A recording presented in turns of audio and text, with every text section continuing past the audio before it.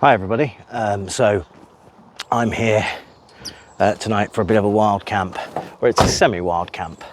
I'm at Behive, Behive bushcraft, which is a kind of a cross between wild camping and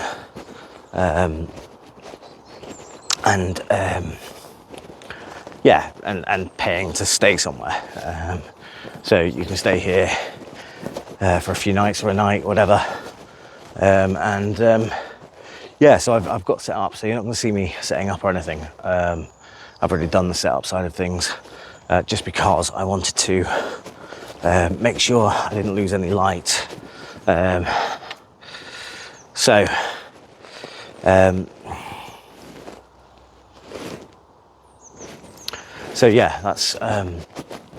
essentially what I've been doing since I got here. So I am parked pretty close to my van, which means I do have some luxuries tonight. I'm camped pretty close to my van, so I do have some luxuries. Tonight I'm in the One Tigris again, with the tent stove, new one, which I did a review on a while back, just obviously set up and everything else. The tent's looking a bit of a mess, just because I'm limited on room a little bit here. Probably should have done it slightly differently, but also I wanted to make sure the stove was as far away as possible from the tent. So anyway, I'll take you in.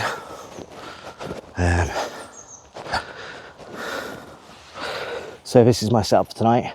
I am in the new Highlander sleeping pad. So far it's great, feels really warm, feels great quality, and I'm a bigger guy, so, and I don't hit the ground with it or anything else, so it's fantastic. And of course, we have the Winterwell stove tent stove rather, which is, of course, the smallest one they do actually. It's extremely light. I've just brought some logs with me and some equipment. Let me give you a bit of a guided tour anyway. So you can see people have kind of been here in the past and stuff and set up like things, bits and bobs. And you are in a woodland here. I believe it's about 20 acres of woodland, and not just woodland but some grassy patches as well.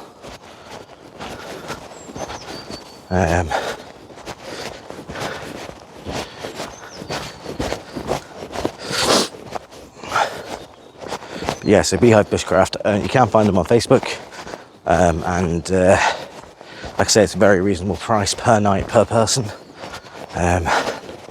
You can definitely set yourself up. I'm set up in an area which a little bit tight for my tent, but it's fine. I could have actually come down here if I wanted to, and obviously been on grass, but decided to stay up there.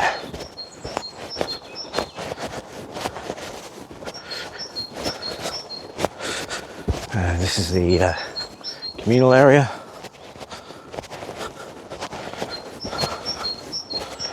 By the looks of it.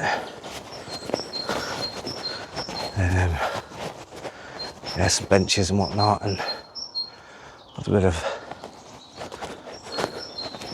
made stuff.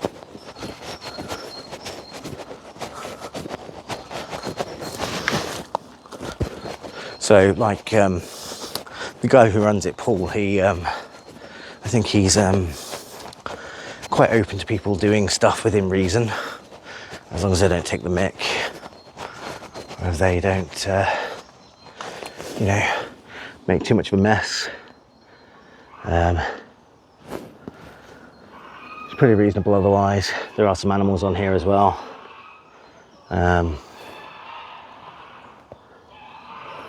Part of me wishes I did camp down here a little bit, but I'm not sure I'd want to wake up to those geese in the morning.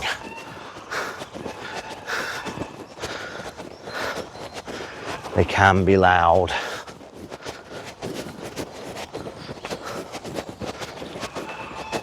So anyway, I'll check back in with you later.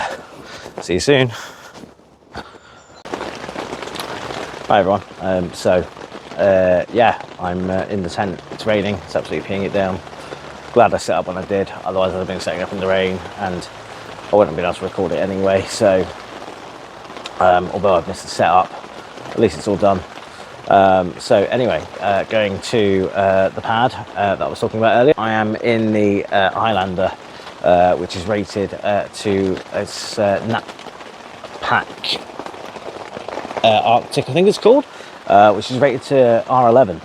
It's got a 11R rating, which is pretty incredible. I haven't found one higher yet, so this is an interesting experience. So far, tried it and it seems all right. I had no issues at all. Wasn't particularly cold. It's meant to be dropping down a little bit more tonight, so we'll see what it gets down to. I'm in the hot tent, so it's not gonna affect me quite as much anyway, but of course I will let that hot tent go out. Obviously I've got my stove going now. That's going nicely. And always, as always, safety first. I have a nice carbon monoxide alarm hanging right up nice and high. It's quite an impressive, quite a good alarm. It's obviously designed for not just kind of hot tenting, but other things as well. I've got some logs in here, which I brought with me. I'm going to cook some food in a bit and yeah, just enjoy my night. So I won't do much recording. It's first camp out. Not going to record too much, but it's yeah, going good so far. Anyway, I'll let you go and speak to you soon. Bye for now. Hi everyone, back again. So yeah, I've just chilled. I've done nothing. I've done absolutely nothing. It's been just chilled, sitting in front of the fire, cooking some baked potatoes, which look absolutely stunning, by the way. I changed my mind about what I was having, so I've gone with baked potatoes and cheese and some butter, obviously. So yeah, I'll be having that with a bit of salt and pepper. Yeah, just fancied it for some reason. And because I'm not far from my van, I had this in my van, so it's quite a luxury to be able to have it because it is cast iron, so it is quite heavy to carry around. It's not something you take backpacking, that's for sure. But yeah, it's yeah, really nice to have. I'll check back in once it's all done. Yeah, so had my baked potatoes. They were really nice. Such a nice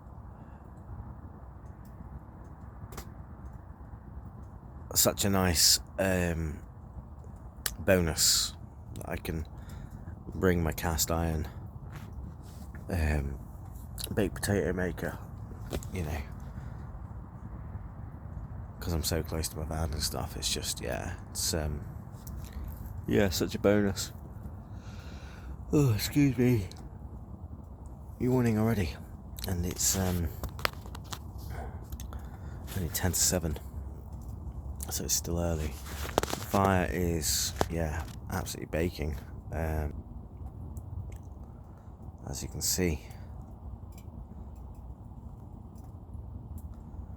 I wouldn't like to hazard a guess as to what the I'd say it's definitely probably in the 30s, which is fine. I can always take off some layers, and I'll be going into a sleeping bag later, so I'll be absolutely fine. With the performance of the Pomoli, really good. Got to say, quite impressed by it. You know, it is ideal for backpacking because it is so light. A couple of things, a couple of issues with it. It's kind of like when it heats up, I've noticed a couple of times the catches on the side which hold it all together have popped off. Not popped off entirely, but popped out of the the hoop that they catch into. So that's something I need to be aware of, or anyone needs to be aware of. Keep an eye on that.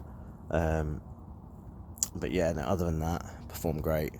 Obviously, it's titanium, which means it conducts heat really, really well. And that's probably why the baked potatoes only took an hour in the cast iron, even though it was just on top and sitting on top. It was incredible how quick they cooked and how nicely they cooked. They were soft and melt in the middle. Put some cheese, put some butter on there, salt and pepper. Really, really nice. Really enjoyed it. So I'd highly recommend one of those cast iron baked potato makers. I think I got mine off eBay. It wasn't cheap, but it's something that'll last forever if you look after it. So yeah, definitely worth looking into if you want to get one. Again, so sorry, yawning my head off. It's 7 o'clock, so I'm just chilling out now, and I'll be going probably bed in the next hour or so, and I'll check back in with you once I'm in bed. So I didn't end up checking back in because shortly after I went to sleep, and then I got up fairly early. It was raining, so I didn't kind of check in and finish the video. But I got packed away, got packed down, came home, had a really good night. It was really great. I hope you've enjoyed. Thank you very much for watching, and see you soon.